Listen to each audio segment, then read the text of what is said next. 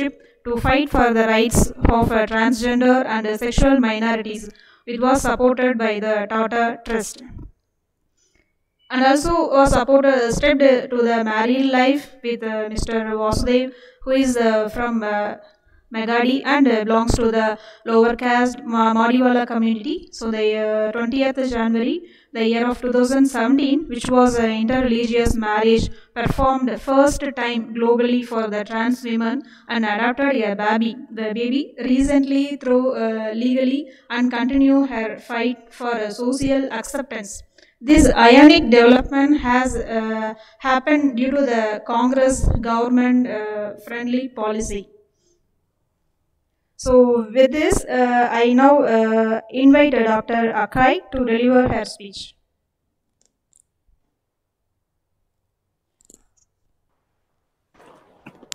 Yes, thank you, ma'am, Dr. Rajalakshmi, for that extensive welcome address. Now I invite Dr. Akkai Pamashali to deliver her keynote address on today's concept on business action to achieve gender equality in future decade. Ma'am, the forum is yours. Thank you.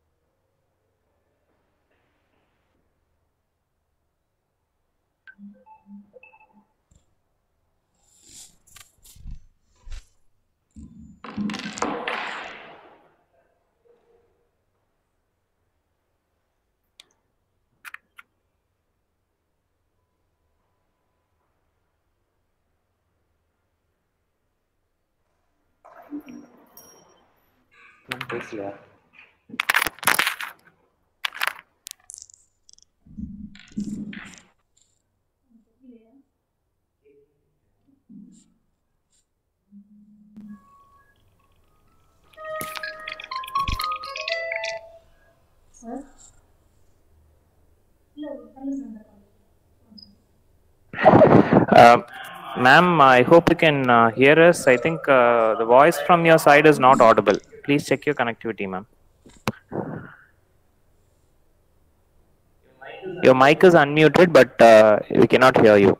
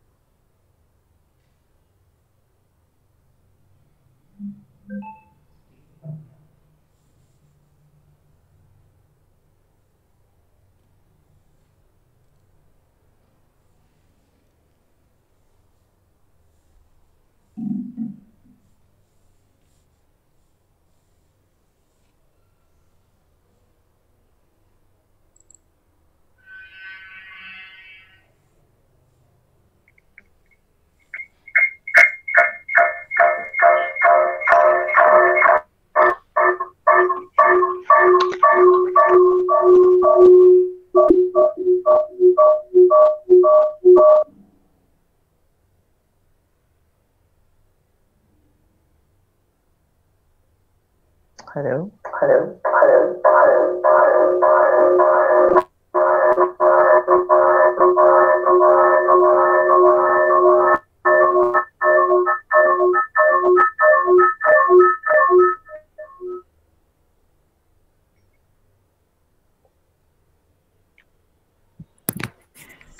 Yes, ma'am. We can see as well as hear you. Okay. But how it's not possible, yeah, on this thing? Bring actually, yeah. Okay, thank you, Dr. Srini. Thank you, Rajalakshmi, for this introduction. I wanted to give some amount of clarification, especially on the what do you say, like introduction part of it. My thing was about the Limca Award was for Bhagyada Lakshmi Baramma. Okay, it's not Bhagyalakshmi Bamma. And the organization I founded is called Vandede, which means a convergence organization. The Vandede is a Kannada word for convergence, actually. Yeah. And thank you so much for getting me here to speak about business and gender equality. And I also have my colleague called Miss Priya, who is the Karnataka's first transgender beautician. Okay, so welcome to you also, Priya. Yeah. Um, so I think when I was talking to Dr. Srini about what like exactly I should speak about, I think to begin with, I think we also have more than 100 participants today. I think no business or no society or no social status or no social sector or no political sector or no any sort of economical sector or any cultural sector, if you don't speak the whole issue of gender, I think profile remains as profile. But what happens to your daily life? What happens to your struggle? What happens to your challenge? As a person born a male and transformed to a female, the amount of social exclusion, the family's non-acceptance, the neighbors, your friends, everyone is rejected. And very few people who did not have a maturity to understand. And I'm talking about 25 years ago. Now I'm 33, 35 years approximately. When I realized I'm a feminine at age of 8 years, I did not have a space to express my feminine character. But um, very few people inside my house who did not come forward to support what exactly I'm going through. Apart from that, faced enormous amount of violence in family and tried to attempt suicide twice to kill myself. And then I decided why I should die. I'm fine. And you and society is not fine. I think talking the basic principles of humanity and love and social justice has brought me here today to speak for what I stand, and with so much of commitment and so much of responsibility.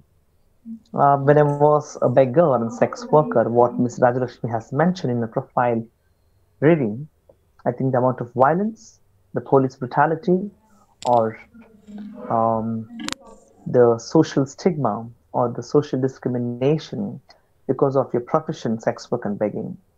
Uh, I think I understand society has a problem, or society has its own expectation from a very patriarchal powerhood or a dominance and a majoritarian perspective. If you ask what is majority and what is a minority, majority comes from a certain amount of class, certain amount of caste, certain amount of religion. The majoritarian concept, which takes an amount of power to decide the minority section. And I refer majoritarian is an important context. Majority is important, minorities are utmost important, and a society where we live, especially when we're talking from a very gender movement perspective, I say that it is necessary that we all speak, you know, the the important context of majoritarian concept is against the wish and will of the genderhood people that we are living today. You know, with all of this, I want to say that journey of a transgender person in the streets, in sex work, in your family, in education, in the employment sector, in your marriage, in your adoption, in your inheritance, and many aspects of it you are being socially excluded. But how do you talk about social inclusivity? Big challenge. Who supports you? Who accepts you? Who will come and speak to you? Who says, yes, I'm here to talk whatever you feel today. But I think I think I and we as a community, we are facing that lack of awareness or lack of acceptance or lack of, self dignity accepted people. The second part of it is definitely yes, wasn't the profession of sex work and begging was not so easy to be part of this. You were charged false cases, traumatized, stigmatized, discriminated. I agree with the notion of society. The society has certain amount of barrier, and society is definitely a gift to all of us. I say why. In a society which decides for your identity, decides for your living, decides for your food, decides for your oneness, decides for your sexuality, whatever, I think that remains as the decision of the society. But I say, I say it's a space and it's an opportunity for us to fight back against the larger society for whatever you stand for today. When I tried to attempt suicide twice in my life, I couldn't die or I did not die. My second time of attempt, I questioned back why society is deciding like this. I am perfect and society is not perfect. I think taking that amount of enormous courage, determination to fight the larger battle was not so easy. You are alone, and seeing my members in the community who were most of us believe sex work and begging is the option for us. If you ask me what is your stand on sex work, I say sex work should be legalized. I say sex work should be legalized. You know, in that context, the legalization of sex work gives certain amount of dignity of a person who chooses to be a sex worker. There is no force. I am against force. I'm against trafficking. I'm against all sorts of violence. But if you're willingly, consentfully doing your profession, my question to people who are objecting or rejecting, what's your business? You know, with all of this, my organization, Vandade, it means a Kannada word for convergence, means which we strongly speak the politics of dignity, politics of sexuality, and politics of gender identity. And working with the larger section, what Ms. Rajalakshmi has mentioned in my profile reading, which clearly said, that we are a convergence organization without compromising the basic core principles of human sexuality, gender, talking the aspect of very centric on sexual violence, domestic violence, the rights of sexuality and gender, working with the women's movement, child rights movement, youth movement, class, religious minorities movement, to build a safer environment, support and solidarity system across the country, basically to stand and see what exactly you are for. With that whole concept, not so easy to work with across movements and across sections. I think as one day organization, we were able to reach out to the many unreached population, to many communities. The second part, definitely, yes, we were able to try to bring an enormous amount of reforms in context with the policy, advocacy, legal change, fighting back the Section 377, fighting back the Transgender Act, fighting back the notion of social stigma and discrimination from a very broader context. But now I say that the society is really, is really, what is saying? The society is really not prepared to accept the way you are today. But the agitation against all sort of violence shall continue. The agitation against what Ambedkar has said, organize, educate, organize and agitate. I think the same core values of the constitution shall be practiced by the movement of the sexual minority community.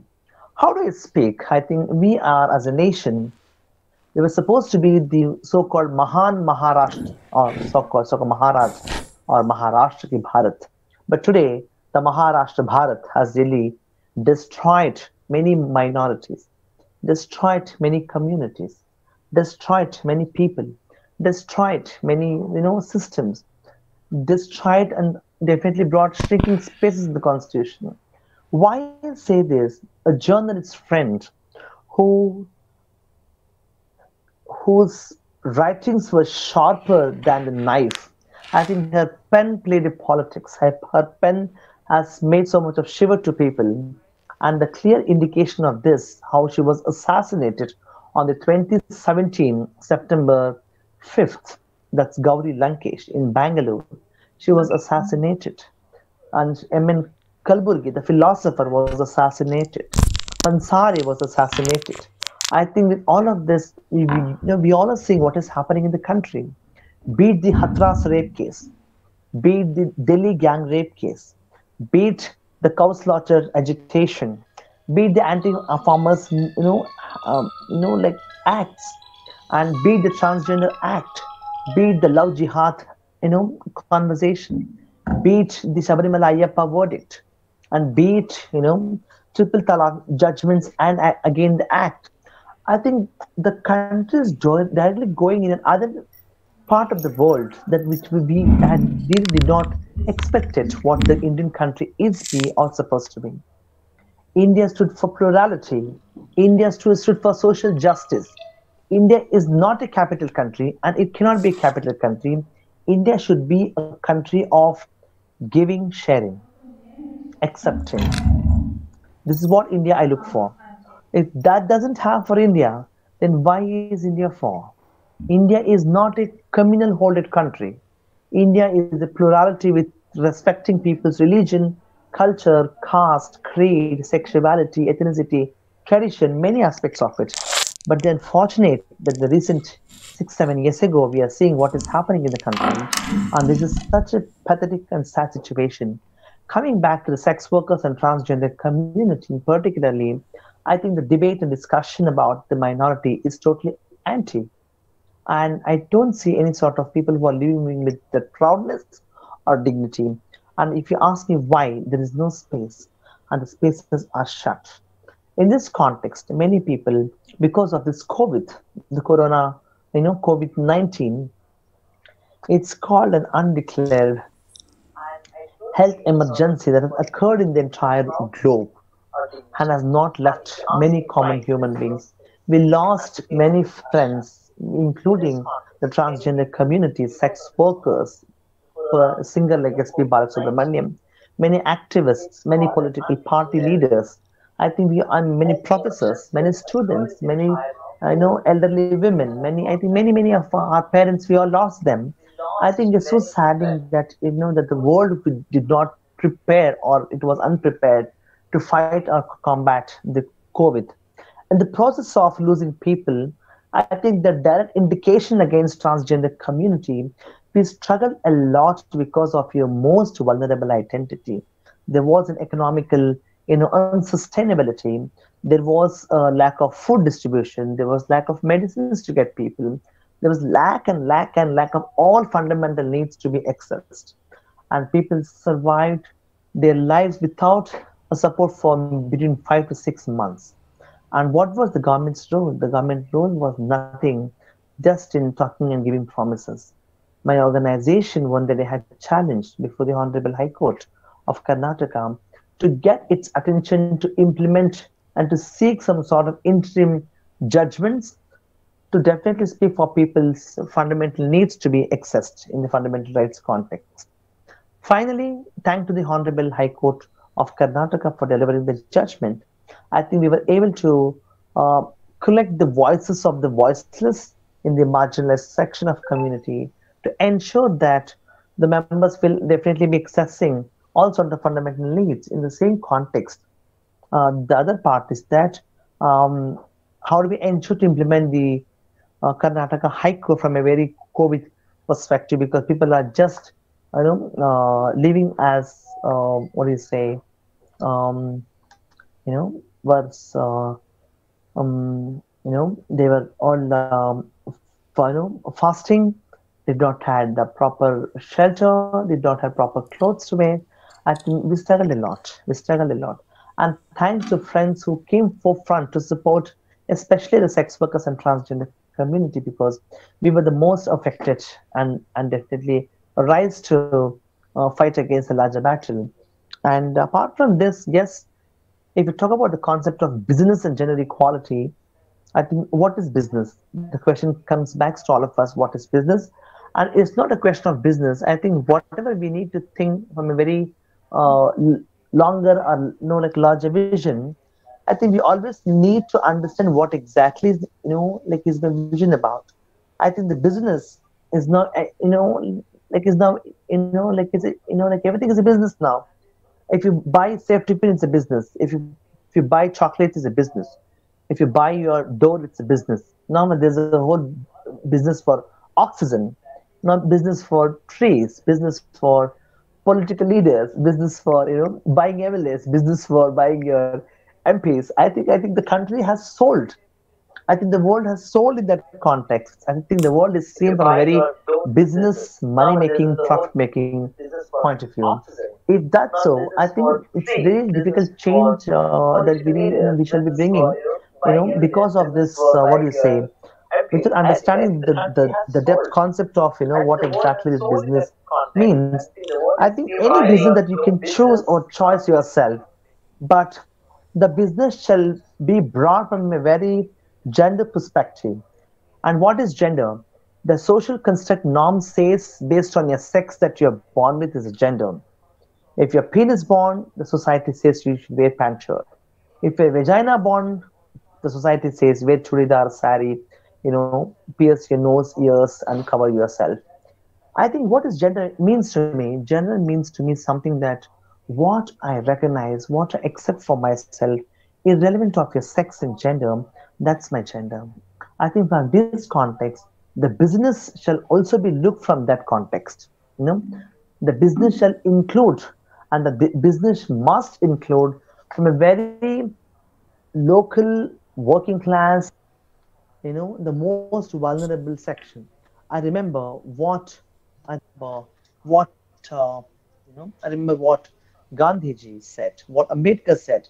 Any business, any policy, any law, any act that if you're focusing the most vulnerable section from that point of view, then your policy, your law, your act, and your business shall be will be a better understanding from that context to the next level. You got it? I think that's the thing about business. And gender equality is that you cannot really eradicate in a very fraction of second, fraction of minute, a fraction of months or years.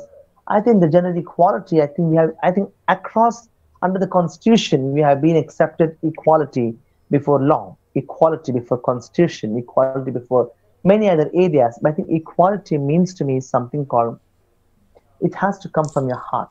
It has to be practiced from within. It has to be brought from a very childhood perspective. I think in that role, in that participation, my parents, my siblings, my neighbors, my relatives, my teachers, my school, my administration, my society, my law, my judiciary, my executive, my law enforcement agencies, we all will play a vital role. It's not vital, it's a vital role that we all play. And that role is very, very much essential in this 21st century. In this 21st century, if we don't speak gender equality, I think whatever we do, that's just important. That will not fulfill the larger needs of humanity, that will not fulfill the larger issues of social justice, that will not resolve the problem, the issues of gender equality. With all of this, I want to really congratulate the organizers and especially Dr. Srini and like his team who work together to ensure that people to come together to see and listen what exactly is there. I think with this forum, I also want to say a message saying that if any of you will see any transgender people, uh, within your legitimacy of understanding or within your legitimacy of understanding or having lack of maturity about transgender or sex workers or lesbians, gay, bisexual, transgender, I think let's talk to them first and understand depth about what exactly they or we feel, you know without we talking to people, I think education is not only about your computer, your Zoom calls, your meetings, your phone thing, etc., or your schools and colleges or your paper. Education is also about your physical meet, physically meeting and understanding the issues of the unspoken issues of society. That should definitely fulfill the need of the entire section that what we are talking today. With this, I want to congratulate the entire institution and the organizers, and wishing you all the best for your future. I'm really open to have question answers if any so. Thank you, Dr. Srini, and thank you, Dr. Rajalakshmi Raji. Yeah, thank you, ma'am, for that elaborate discussion on the topic. Let me start the discussion session with my own question regarding coming out as the transgender or lesbian or gay. What could possibly be done for youngsters who are yet to come out? And as a successful transgender activist, what is your opinion on suggestion to them for coming out successfully and boldly to their, especially to their parents first? Because we find Um, youngsters who are suffering still now in that dark area. mm. That's an interesting question, but my question back to you is that is it necessary for us to come out and speak for what we are today? Be it lesbian, be it gay, be it pansexual, be it demisexual, be it transgender Yeah. man, be it transgender woman. Okay, I think I'm just putting question before all of you. Is it necessary that we need to come out? One. Second thing, I think the society has really not prepared to come out and accept for what you say today. See, in India, we also have a caste system. You know, the caste system under the law, it says no discrimination based on your caste, no discrimination based on your gender, no discrimination based on your religion, but we are still discriminating in the name of state, in the name of law, in the name of power. How do we eradicate that? I think same way this the gender issue is something very close to that and relates. Okay, the transgender section is something called totally breaking your stereotype and talking about your barrier against certain norms that the society is expecting. I think the families should definitely have the open mind. They should not be feel down to. They should not really feel guilt. I think many of us within the community we also have our like low self-esteem or less self-respect. I think as organization we are trying to build that self-respect and self-esteem. So without be accepting yourself, it's so difficult. Maybe some of you might have been seen my interaction with Obama, the former US president. you know I just told very clearly, I'm black beauty. If you don't accept your black beauty, it's so difficult for you to speak. So accept the way you are, accept the way what you say, and be confident for what you talk about. I think this goes based on experience, and you need to keep talking to people. I think society is the further far way ahead to definitely should speak and shall speak to accept and be for what you are today. I think many people did not have that space, opportunity, and this is 21st century, and it is possible for all of us to bring a like-minded society, and that is definitely possible. People like you who are sitting and listening, almost 98 people. Yeah, let's make the world better. Sure, ma'am. Participants, if you have any queries to be discussed, you can openly discuss with the Yeah. speaker. You have a rare opportunity to discuss with such an eminent personality. You can discuss various aspects openly in this forum. And regarding the business opportunities, ma'am, is there any forum where we can connect transgenders to that business forum and platform? Are there any organization specifically does that job connecting them to businesses like MSME sectors like that? See, the business is something called, what sort of business? Question number one.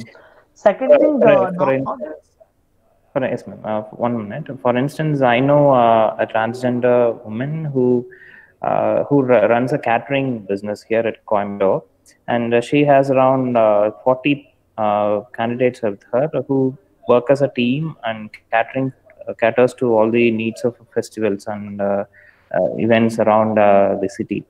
But the thing is, most of the opportunities provided to them, offers that get to them, is being stopped because for the fact that they are transgenders. So out of 10 offers, they get to receive only one or two offers. So I was like, while discussing with them, this happened 2 years back, and they said this is one of the main reasons that we're not getting most of the offers. But really, the quality of the work they do is none less than what others do, regular people do.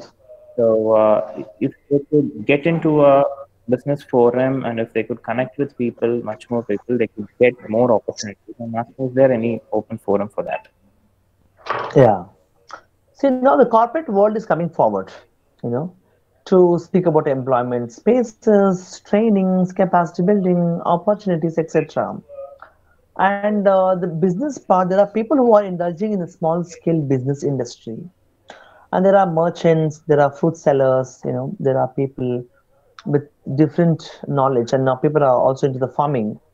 I think that's a slowly social change process that is happening. If you talk about the depth of, see, if you talk about 100 people as a community, 10 or 15 might choose this so-called business-oriented profession. The rest of the 85% or to the 90% shall wanting to be in the profession of sex work and begging. Begging from a very traditional cultural perspective, one, the sex work, if we, I think when if, I think I think I spoke about my stand on sex work legalization. If that's so, if a person who is talking about sex work should be legalized and that could be considered as a business, what would be like your opinion on the business point of view on sex work? Because I'm selling my body, I receive money for it, and I pay sex to you. You got it? So I think the social taboo to speak the word even sex, the three-letter, one beautiful word. There is so much of taboo in society that they don't want to speak about sex. But talk about the situation of sex and work. See, sex we all does for pleasure, satisfaction, relaxation, for money, for enjoyment, for curiosity, for many aspects of it.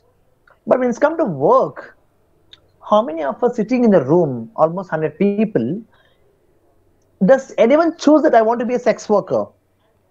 Big question to all of us. Maybe that society is not really matured enough, but few countries um, um, like Brazil, and in one state of the United States of America, which has legalized sex work, and are slowly speaking about sex work legalization process. I'm just giving an example. All sort of business is fine, but you also need to alternatively build people's confidence to take up this business. You know.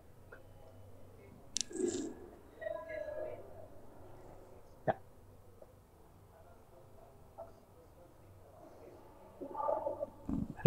Thank you, ma'am, for that wonderful answer. Now it's time to conclude the session. I would request Dr. Deepika, Assistant Professor of Psychology Department,